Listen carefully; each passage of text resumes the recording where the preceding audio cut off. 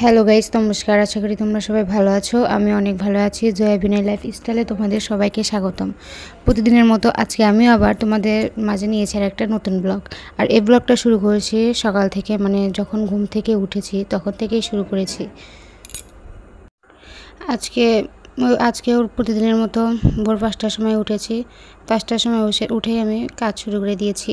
প্রথমত আমি নিজের ঘরটা পরিষ্কার করেছি, মানে ঝাড়ু দিয়েছি, কিন্তু সেটা ভিডিও করতে পারিনি। সরাসরি তোমাদের ভিডিও দেখাচ্ছি আমার রান্নাঘর থেকে শুরু করে।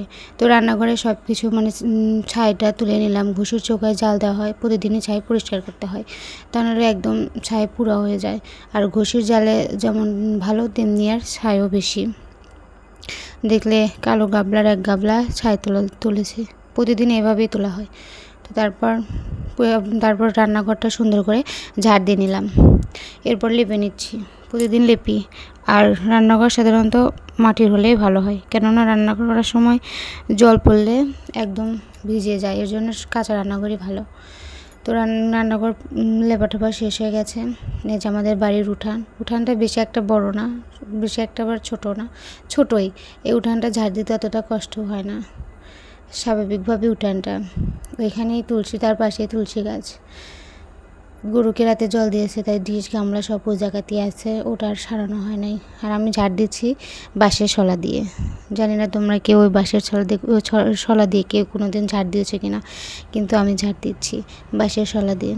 ঝাঁটা তো মনে আমার থেকে বড়, ঝাড় দিতে ভালোই হয়, খারাপ না। আর প্রতিদিন বৃষ্টির কারণে উঠানের যে মনে হচ্ছে হাড় বেরিয়ে গেছে, বৃষ্টি অতিরিক্ত। আর আমাদের মাটির কাজ করা হয় উঠানের ভিতরেও, পোড়া খাবলা, মানে ওই পোড়া ওই মাটির ইগুলো থাকে, যার কারণে আরও সমস্যা হয়, যেন পায়ে দেওয়া যায় না উঠানে। তো সব কাজ শেষ করে এখন আমি যে কালকে রাতে যা খাওয়া দাওয়া হয়েছে, 4 জন মানুষ, ওই থালগুলোই ধুবো। টিউবওয়েল পাড়ে এসেছি ওই থালগুলো ধুতে। বেশি থাল হয় নাই, তবে ওই যে আমাদের গরু আছে, গায়ে ধোয়াই, এর জন্য 2টা বালতি আর আমার বাচ্চাদের দুধ জ্বালতি তারই পাতিল, সঙ্গে চামচ, বেশি কিছু না। প্রতিদিনই আমার এগুলো করা লাগে, এগুলো দৈনন্দিনের কাজ করতেই হয়। তো সবাই আমার পাশে থেকো।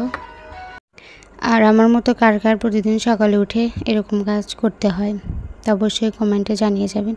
আমার তো প্রতিদিনই করতে হয় না, কারণ আমার শাশুড়ি আমাকে এই কাজগুলো করে দেয়, আমার প্রতিদিন করতে হয় না। তোমার ভিডিও করতে একটু সমস্যা হয়, কেননা আমার ভিডিও করার জন্য কোনো মানুষই থাকে না। আমি একা যা পারি তাই ভিডিও শ্যুট করে সেগুলো এবার এডিট করে দিই। তো সারাদিন যা কাজ করি সবগুলো ভিডিওই করতে পারি না, তাই কিছুটা ভিডিও শ্যুট করে তা এডিট করে দিই। সবগুলো ভিডিও করলে ভিডিওটা অনেক বড় হয়ে যাবে, মানে 1-1.5 ঘন্টা হয়ে যাবে ভিডিও করতে। এর জন্য আর ইচ্ছা করে করিও না, যেটুকু করি এটুকুই প্রচুর। বেশি করলে আবার প্রতিদিন এক ভিডিও দেখতে তোমাদের মনে চান করে আসলাম। সকালবেলা সমস্ত কাজকাম শেষ করে চান করে আসলাম। এখন সিঁদুর পরবো, সিঁদুর পরে এখন ভাত রান্না করতে যাব। আজ কী দিয়ে রান্না করে জানি না, তবে সকালে ঘর ঝাড় দেওয়া সব কিছু ঝাড়ঝাটা দিয়েছি। তো ও মাটিরও ঘুঁটে দিয়েছি, ওগুলোর ভিডিও করিনি, কারণ অত ভিডিও করলে ভিডিওটা অনেক বড় হয়ে যায়। এর জন্য আর ওই ভিডিওগুলো আমি করি না, যতটুকু সম্ভব ততটুকুই ভিডিও করি। তো সব কাজ করে এখন সিঁদুর করবো। সিঁদুর করার পর যাবো, যে মাথাটা এখন আর চাইনি, এলোমেলো আছে, তো অনেক তাড়াতাড়ি করতে হবে, কারণ বাচ্চা খেপে জন্য। আর সবাই আমার পাশে তো সাপোর্ট করো, তোমার পাশে থাকো। কে এখন সিঁদুর করি।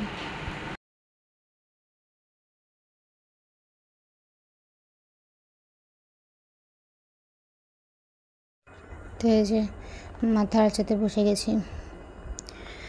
চুলে প্রচুর জ্বর পড়ে। বিয়ের আগে চুলগুলো অনেক সুন্দর ছিল, কিন্তু বিয়ে হওয়ার পর 2টো বাচ্চা হয়েছে, এই কারণে চুলগুলো উঠে যাচ্ছে, একদম ছোট হয়ে গেছে। জানি না আবার সে বড় লম্বা চুল পাবো কি না। তো এই যে চুনো দিয়ে নিচ্ছি, মাথার জটও ছাড়িয়ে নিচ্ছি। অবশ্য ছোটো চুলই ভালো, কারণ জট ছাড়াতে সময় লাগে না, অল্প চিরুনি করলেই জটগুলো ছেড়ে যায়। এর জন্য ছোটো চিরুনিটাই অনেক ভালো। বড় চুলও ছিল, মাথা পর্যন্ত ছিল, কিন্তু কেটে ফেলছি, কারণ এই জটগুলো ছাড়াতে খুবই মুশকিল লাগে। তাই যে ঝটপট রান্না করতে চলে এসেছি, কেননা রান্নাঘরে আসতে অনেক দেরি হয়ে গেছে। এটা হচ্ছে আমার দিদিমা শাশুড়ি, সে তার মেয়ের বাড়িতে বেড়াতে এসেছে। তাই আজকে রান্না করব ডিমের ঝোল।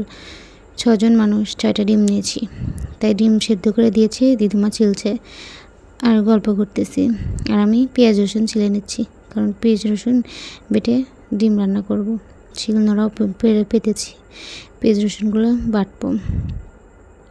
আমরা অবশ্য পেঁয়াজ রসুন বেশি বাটা খাই না, কারণ আমার শাশুড়ি পছন্দ করে না, এই কারণে খাওয়া হয় না। তো আজকে ভাবলাম অনেক দিন হলে পেঁয়াজ রসুন বেটে রান্না করি না, তাই আজকে পেঁয়াজ রসুন বেটে রান্না করব। তাই এই যে শিলনোড়া পেতে বাটছি। তো কি আমি যে রান্না করেছি না, এটা আজকে আমার শাশুড়ি খায় নাই, তার কাছে নাকি গন্ধ গন্ধ লাগে। আসলে সে খায় না তো, মানে মাছ খায় কিন্তু মাংস খায় না, এর জন্য সে খেতে পারে নাই। পেঁয়াজ রসুন খায় কিন্তু এমনি বাটাতে খাবে না, একটু ভাজাভাজির ভিতরে দিলে পারে তাই খাবে। তো একবার বাটে দিয়েছি, তা দেখি ফিনিশিং হয় নাই, তার জন্য আবার এই যে বাটতেছি। আর ওদিকে ভাত চাপাইছি, ভাত প্রায় হওয়ার ভিতরেই হয়ে গেছে বলতে গেলে, এখন নামাবো। তারপরে যে 6টা ডিম সেদ্ধ করেছিলাম, তো 2টো তার ভিতরে ভেঙেই গেছে। তো ভাঙা ডিমগুলো ওই যে টুকরা টুকরা হয়েছে, মানে প্রেশারে যে ডিমটা সেদ্ধ করেছি, তো প্রেশারে অল্পতেই। তার সাথে আমার দিদিমা শাশুড়ি ডিম খাবে না, এর জন্য মা আমাদের ওই পাশে একটা ভুঁই আছে, ওই ভুঁয়েতে কুমড়ো গাছ লাগাইছে। তো ওই জায়গা থেকে বলতেছে যে তোমার দিদিমা তো ডিম খাবে না, আলু খাবে না। একটু থাল বাসনগুলো এগুলো মেজে এনেছি, তো একটু হালকা রয়েছিল, ডুকাগুলো দিয়েছি, ওগুলো আর ভিডিও করতে পারি নাই। আর ভিডিও করবোই বাকি কীভাবে ডুকা দিচ্ছি, আর বৃষ্টি পড়তেছে, ওগুলো আবার তুলে সেই ওই আমাদের ওই জায়গায় একটা ঘর আছে, মানে ওই জায়গায় ওর ভিতরেই থুয়ে দেয়, বাইরের ঘর বা পুনের পাড়, ওই জায়গায় আমরা পুড়ি, ওই জায়গায় থুয়ে আসলাম। বাচ্চাদেরও ঘুম পাড়ে আসি। তো এখন বাজে তাও 10:30টার মতো, খাওয়া দাওয়া কমপ্লিট করেছি, এখন একটু বিশ্রাম নেব। বিশ্রাম নেওয়ার পর আবার ভিডিও করব, ভিডিও শেষে এডিট। আর আজকে তো রান্না করেছি ডিমের ঝোল, ডিমই খাওয়া হলো।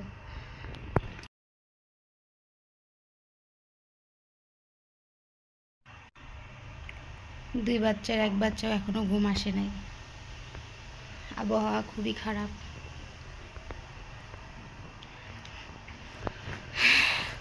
ওকে, সবাই ভালো থাকবেন, ভিডিওগুলো সব বেশি বেশি দেখবেন। বাই। তো তখন শুয়ে একটু ঘুমাচ্ছিলাম, তারপরে যে আমার ডিউটি কাজ, জব, মাটির কাজ, তো করতে করতে মনে হলো এই জিনিসটা তোমাদেরকেও ভিডিও করে দেখাই। তার জন্য যে ক্যামেরা নিয়ে ও ক্যামেরা অফ করে আমি ওগুলো ঘুরেছি, যে ক্যামেরাটা অন করে আগে ওগুলো ওই বুটিগুলো ছেঁচে নিয়েছি, তারপরে যে ঘুরতেছি।